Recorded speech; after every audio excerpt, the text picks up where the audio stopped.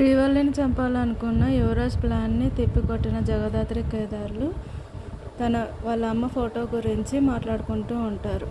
అప్పుడే ఆశ్రమం నుంచి వచ్చిన అతను మళ్ళీ వేరే ఫోటో మార్చుంటాడేమోనని అనుమానిస్తారు.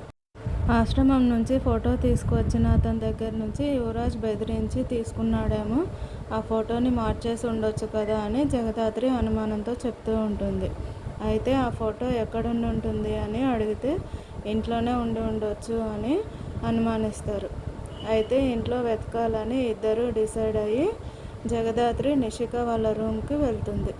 అక్కడికి వెళ్ళి చూస్తే ఫోటో దొరుకుతుంది. కానీ ఆ ఫోటో చూసేలోపు నిషిక వాళ్ళు అక్కడికి వస్తారు. కంగారులో ఫోటో కింద పడేస్తుంది. మళ్ళీ తీసుకుపోతూ ఉంటే నిషిక ఆ ఫోటోని పట్టుకుని వదలదు.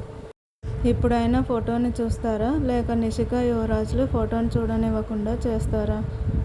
శ్రీవల్లి గురించి నిజం తెలుసుకుంటారా జగదాత్రి కేదార్లు?